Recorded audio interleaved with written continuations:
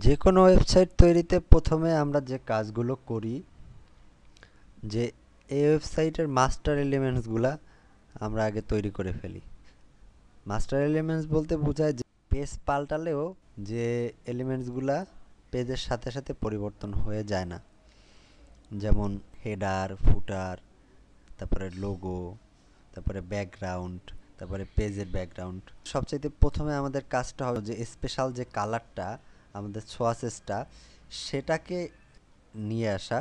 তো আমরা সোয়াসেস প্যানেলে যাই এবং এটা বের করি। বের করে এগুলাই আমাদের সোয়াসেস, এবং তোমাদেরটা সম্ভবত এরকম আছে। তোমরা জাস্ট যেটা করবে,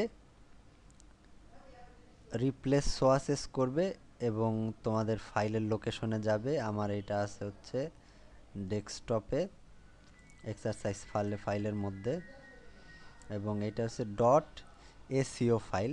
এবং তোমরা এটা লোড করো, লোড করলেই তোমাদের সোয়াসেসটা রিপ্লেস হয়ে যাবে। ব্যাকগ্রাউন্ডটার কালারটা হচ্ছে এই সোয়াসেস অনুযায়ী ঠিক করা। তো আমরা ব্যাকগ্রাউন্ড লেয়ারটা সিলেক্ট করব এবং ফোরগ্রাউন্ড কালারটা হবে আমাদের সোয়াসেসের লাস্ট কালারটা। হ্যাঁ, একেবারে লাইট গ্রে যেটা আছে ব্যাকগ্রাউন্ড, এটাই আমরা দিয়ে দিই।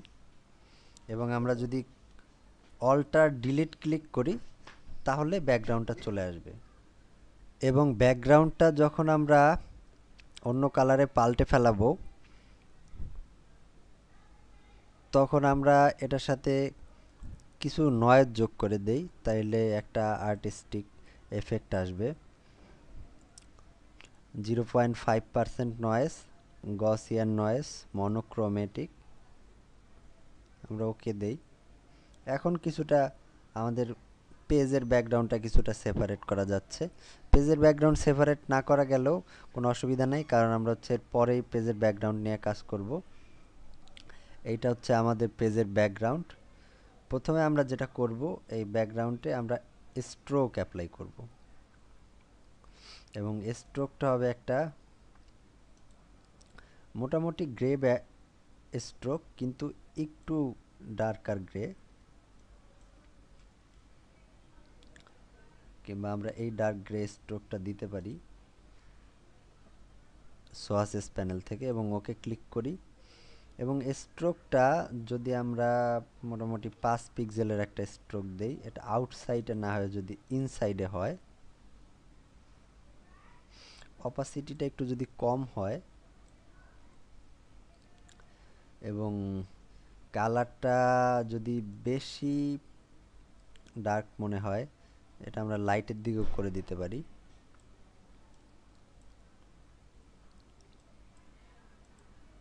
আর একটু বেশি দেই, 5 পিক্সেল।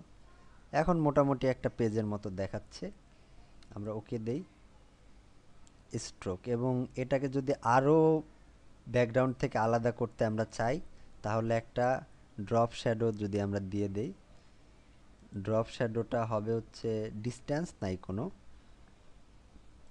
যদি 5 পিক্সেল সরায় এবং সাইজও যদি 5 পিক্সেল হয়, তাহলেই মোটামুটি আমাদের হয়ে যায়। মাল্টিপ্লাই না হয়ে যদি আমরা নর্মাল করে দিই এটাকে, এবং অপাসিটি যদি আরেকটু কম হয়, এটাই মোটামুটি আমাদের হয়ে যায়। আমরা ওকে ক্লিক করি। যদি আমরা এখন আমাদের এক্সট্রা অফ করে দিই, তাহলে আমরা বুঝতে পারবো যে এটা চারপাশ দিয়ে একটা সুন্দর শ্যাডো তৈরি হয়েছে।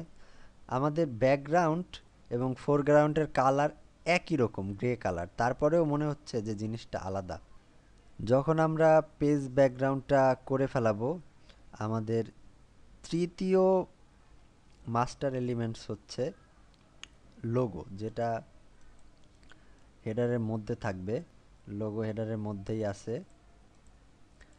এখানে আমাদের ওয়েবসাইটের যে লোগোটা আছে সেটা আমরা প্লেস করব। আমরা আবার ডেস্কটপে আমাদের এক্সারসাইজ ফাইলের মধ্যে যাই। এটাই হচ্ছে আমাদের লোগো, এবং আমরা এটাকে প্রপোর্শনালি রাখবো। রেখে